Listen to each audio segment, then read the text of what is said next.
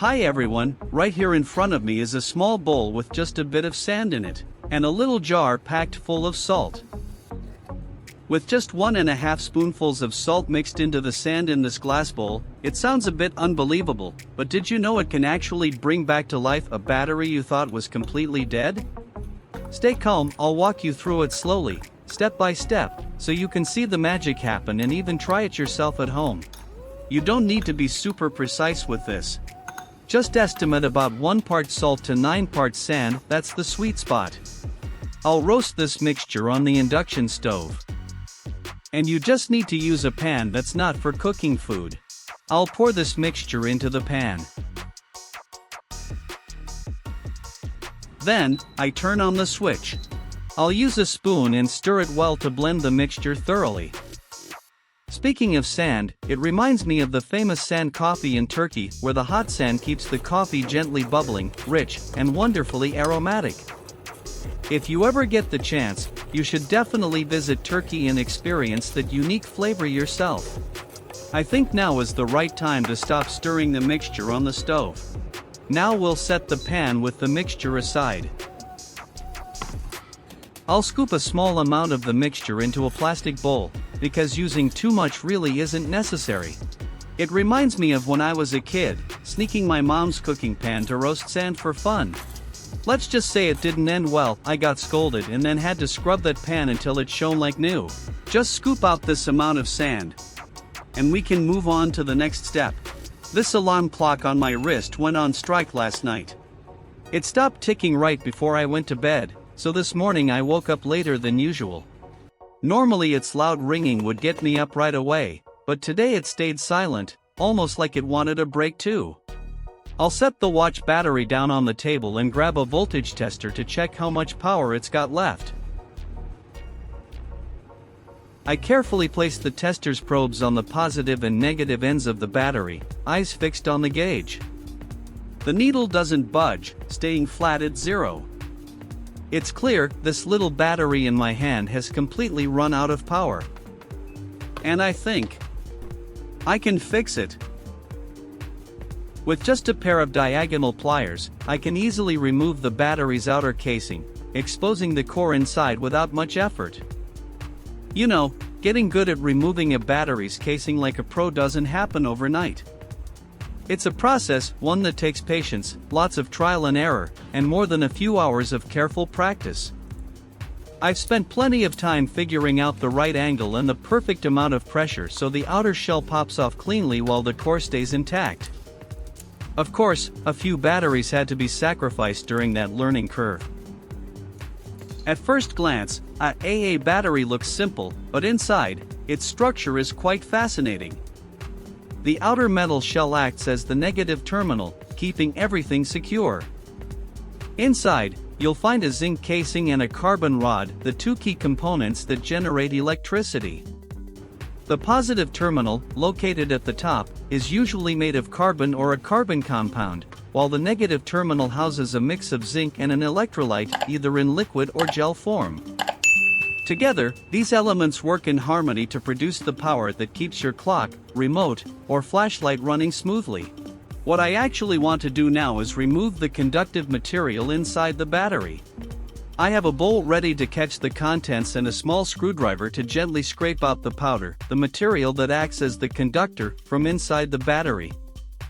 As I scrape the powder out, it falls into the bowl in small clumps of black, slightly damp material with a distinct metallic smell.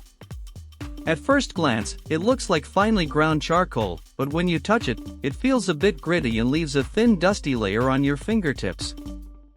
This black powder is essentially the heart of the battery. It acts as the conductor, allowing electrons to move and generate the energy that powers your devices. Simply put, without this layer, the battery would just be an empty metal shell with no ability to produce electricity. But now, I'm going to replace this black powder with something else. And what I'm using is the very same mixture we prepared earlier.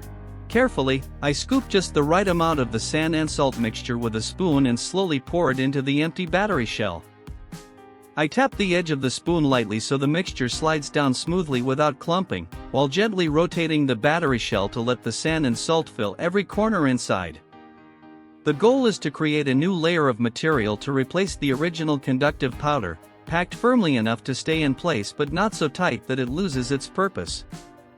Before placing the battery core back in, I pour a bit of water into the shell filled with the sand and salt mix.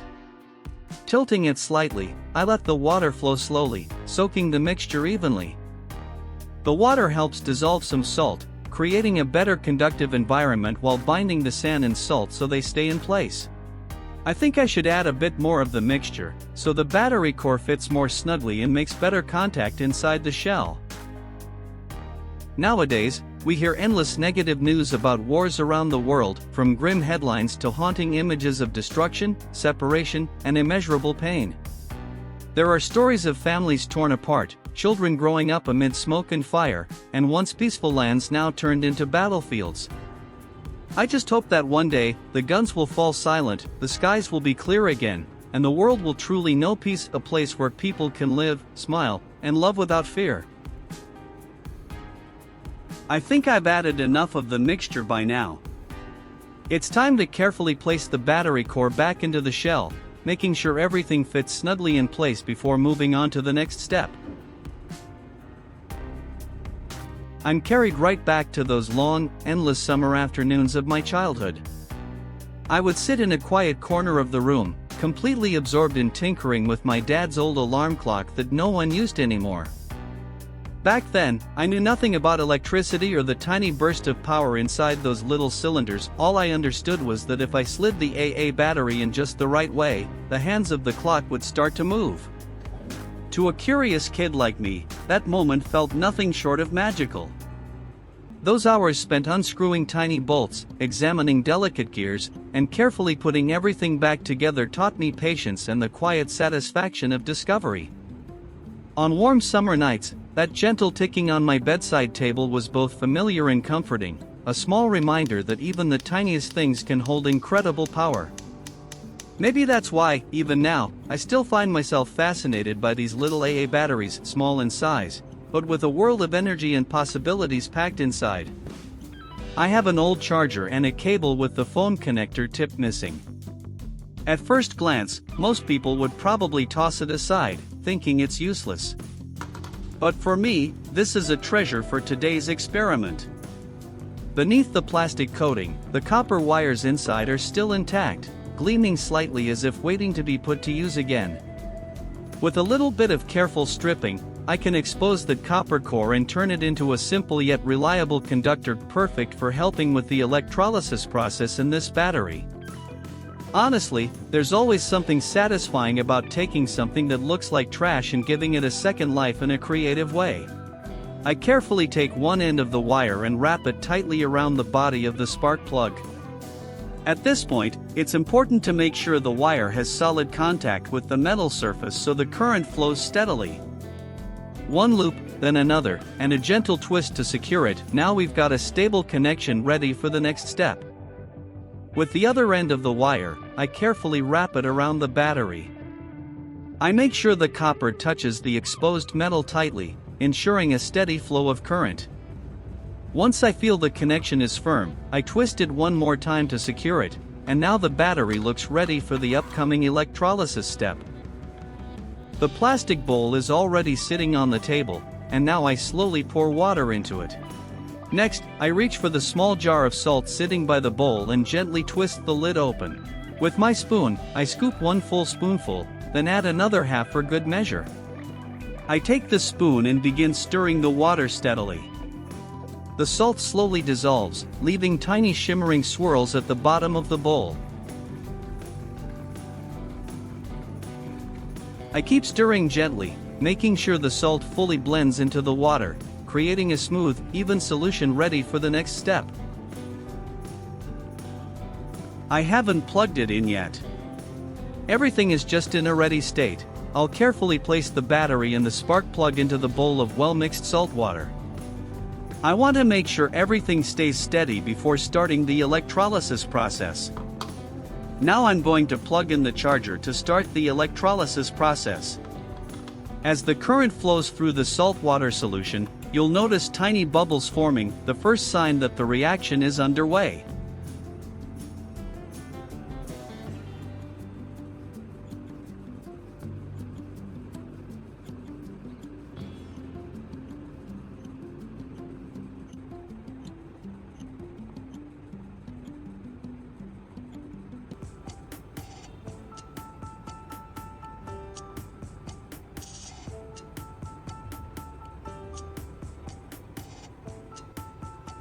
Now it's time to unplug and end the electrolysis process. In just a moment, you'll be amazed by the little magic that electrolysis can create. Trust me, what's happening in this small bowl will surprise you. But first, I'll carefully dry the battery with a paper towel.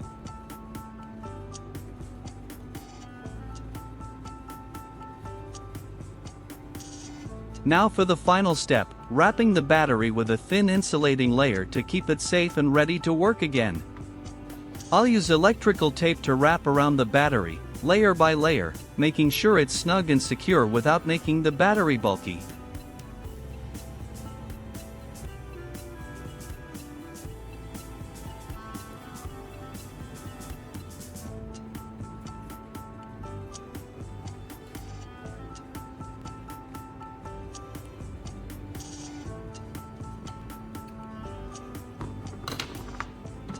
I gently press and smooth the tape with my fingers, making sure it hugs the battery snugly, neat and tight, almost like a custom fit. That should do it. Now I'll take the battery out and check the voltage again to see how well this little experiment worked.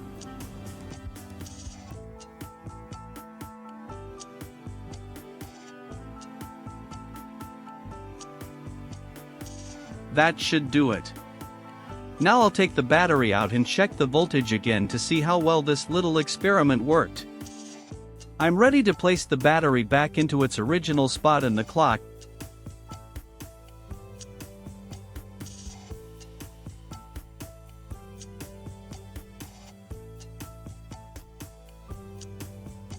Amazing! The clock is ticking again, the second hand moving steadily, and that familiar ticking sound fills the room as if it never stopped. Watching this happen is truly satisfying. The experiment was more successful than I imagined. If you found this video helpful, don't forget to leave a like, hit the subscribe button, and turn on the notification bell so you won't miss my upcoming creative experiments.